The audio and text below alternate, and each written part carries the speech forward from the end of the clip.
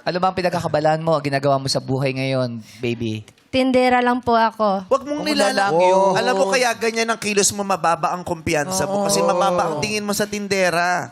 Tandaan mo kung walang tindera, walang shoplifter. Yung ba yun? Ganun ba yun? Binigyan niya ng trabaho mga shoplifter. Di ba? Kung walang tindera, walang shoplifter. Marangal na trabaho ang tindera. Paano namin makukuha yung mga gusto namin kung hindi namin bibili Correct, sa inyo nang gagaling. Oo. Mas ipinagmamalaki pa ngayon ang pagiging tindera kaysa sa pagiging politiko. Oh. Di ba? Yes. Ngayon pag sinabi, anong trabaho? Pag sinabi politiko, yung iba nahihiya-hiya pa eh. Di ba? Pero pag tindera yung nanay Dapat nila. proud. Anong trabaho ng nanay mo? Tindera! Proud ka daw. Yung iba, anong trabaho ng tatay mo? Congressman po. Ay.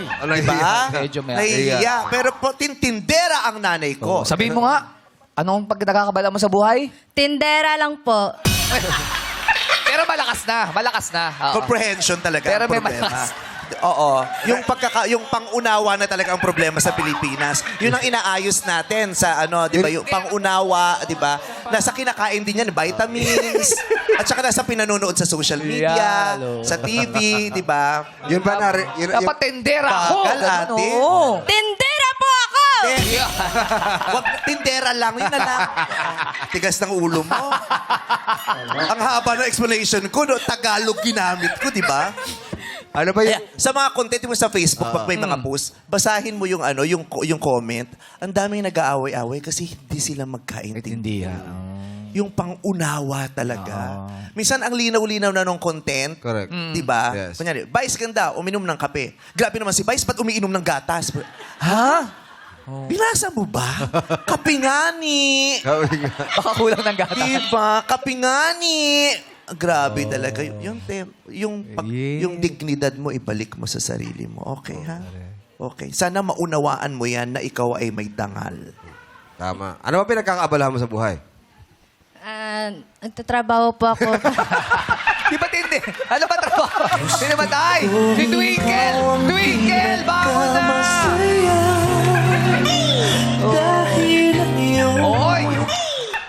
Oy! Oy! Chanel. Yun na iunawaan ng mga Pilipino yung mga Oo. dance step, Yan, mga dance mabilis craze. ma-pick up eh. Diba? Chanel nga ni.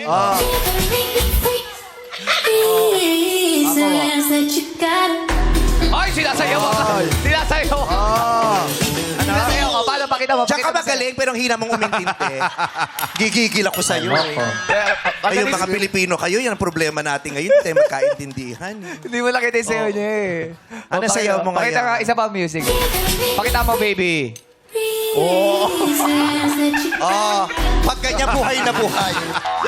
Buhay na buhay pag ganyan. Pag ganyan, alam na alam nyo yan. Wag! Active na active kayo. Wag! Pero pag mga usaping Pagbigyan mo na. sumayaw. Pagbigyan mo na, baby nga. baby, kakaloka ka. Baby ka pa lang, nakalipstick ka na. Sa akin ikaw pa rin ang baby ko. Ang baby ko pa rin. Yes, naman si Skasta Clean naman. Ang baby ni Skasta. Nagtanong daw siya kay Ano, Gio. kay Gio? Ano Anong tinanong? tanong sa'yo? Tanong po siya, ano daw po gagawin niya? Sabi ko, sumayaw ka na. Matapos kang sumayaw, nagtanong ka pa. Nagawa na Sumayaw siya, tapos tas tumalikot. Anong gagawin ko? Hindi niya alam gagawin. Ano ba pinagkakaabalahan mo sa buhay, baby?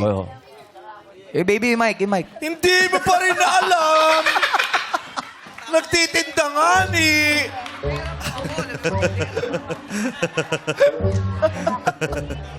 Talaga, baby, sinasabi sa'yo, magkape ka sa umaga, ha?